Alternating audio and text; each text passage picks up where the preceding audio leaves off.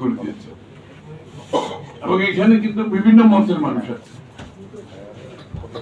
পুরো এখানে দিক থেকে এদিক শেষ পর্যন্ত আমাদের কিন্তু বিভিন্ন মতাবলম্বী আছে, কিন্তু এক জায়গায় সবাই ঐক্যমত, সেটা হচ্ছে একটা গণতান্ত্রিক বাংলাদেশ, সবাই এক জায়গায় ঐক্য।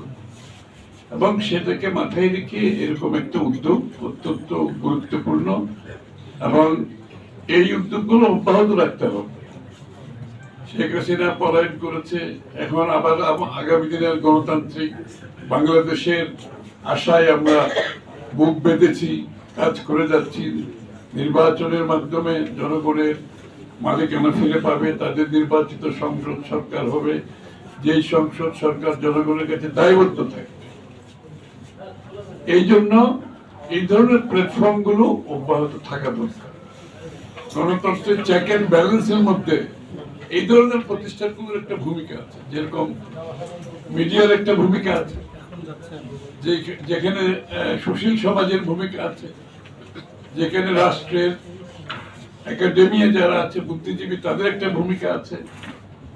এই ধরনের এই প্ল্যাটফর্ম গুলো কিন্তু একটা চেক অ্যান্ড ব্যালেন্সের কাজ করে, এবং এগুলোকে যত বেশি শক্তিশালী করা যাবে আমাদের গণতন্ত্রকে প্রাতিষ্ঠানিক রূপ দিতে, গণতন্ত্রের উত্তরণে তত বেশি সহায়তা করবে। এই যে একটা সময় ছিল যার প্রত্যেকটি দল তাদের নিজস্ব আলাদা আলাদা অনুষ্ঠান করতো, আজকে কিন্তু আমরা এক জায়গায় বসে কথা বলতে পারছি। ভিন্ন মত থাকলেও ভিন্ন মতকে আমরা ভিন্ন মতকে মেনে নিয়ে আমরা আরেকজনের মতকে সম্মান দেখানোর যে বিষয়টা, সেটা দেখাতে শিখছি এর মাধ্যমে। যে ভিন্ন মত হবে, কিন্তু ভিন্ন মত হলেও অন্য মতটাকে আমি সম্মান করতে তো অসুবিধা নেই, অন্য মতের প্রতি সহনশীল হতে তো আমার কোনো অসুবিধা নেই। এই কালচারটা, এই সংস্কৃতিটা আমাদেরকে চালু রাখতে হবে, অব্যাহত রাখতে হবে। আমরা 1000 সংস্কার করে বাংলাদেশের কোনো লাভ হবে না যদি বাংলাদেশের রাজনৈতিক সংস্কৃতি পরিবর্তন না। আমাদেরকে এই সংস্কারের মধ্যে প্রথম সংস্কার হচ্ছে আমাদের রাজনৈতিক সংস্কারের পরিবর্তন আনতে হবে, সংস্কৃতিতে পরিবর্তন আনতে হবে, এবং এটা অব্যাহত রাখতে হবে।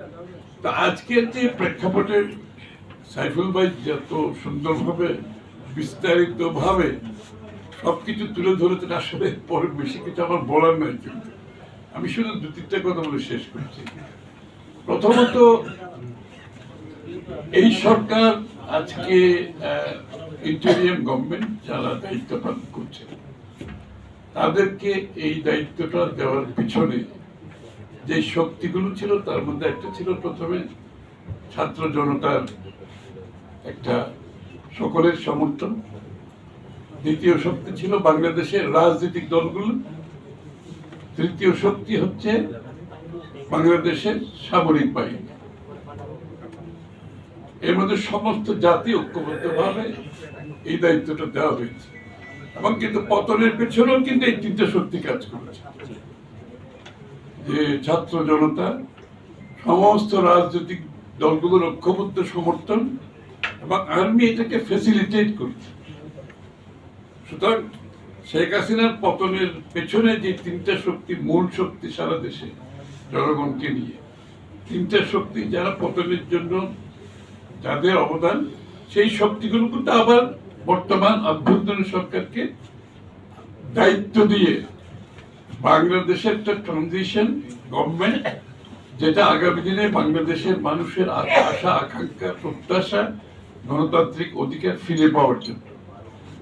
মূল বিষয় হচ্ছে সেই জায়গায় আপনি সংস্কার হচ্ছে সেই অধিকার ফিরে পাওয়ার জন্য সংস্কার দিন, গণতন্ত্র ফিরে পাওয়ার জন্য সংস্কার। সুতরাং সেই দায়িত্বটা দেওয়া হয়েছিল এই প্রেক্ষাপটে।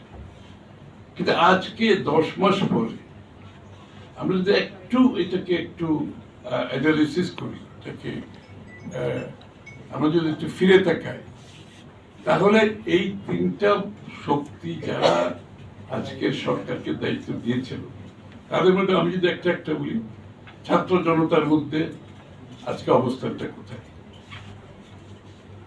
খুব একটা ছোট সংখ্যা আছে যারা অব্যাহতভাবে একটা দল গঠন করেছে ওরা, যারা অব্যাহতভাবে সমর্থন দিয়ে যাচ্ছে, ভালো মন্দ সব কিছু। কিন্তু বাকি যারা ছাত্রদের মধ্যে ছিল তারা কিন্তু তাদের অবস্থান, তারা কিন্তু একটি গণতান্ত্রিক প্রক্রিয়াতে ফিরে যাওয়ার জন্য তাদের আন্দোলন কিন্তু এখনো অব্যাহত আছে।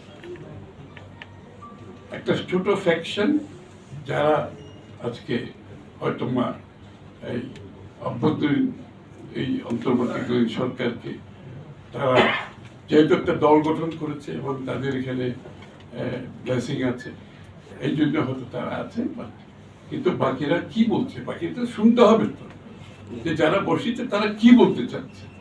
দ্বিতীয় হচ্ছে রাজনৈতিক দলগুলি, রাজনৈতিক দলের মধ্যে বিএনপি সবচেয়ে বৃহত্তম, না কি বলবো আমি জানি না, বিএনপি হচ্ছে সবচেয়ে বড় দল এবং বিএনপির সাথে আমরা যারা এখানে যুগপথ আমরা আন্দোলনে আছি সেখানে 42টি দল আছে। তার বাইরে রহিম ভাইদের যারা আমাদের বামপন্থী দলগুলো যারা আছে তারা আছে প্রায় 50টি দলের অধিক। অর্থাৎ মাইটি মানে ইভেন আর যারা তার বাইরেও যারা আছে তারাও কিন্তু গণতন্ত্রের কথা বলছে। তো সুতরাং তারা কোথায়, তাদের অবস্থাটা কোথায়, এটা একটু বিবেচনার দরকার আছে।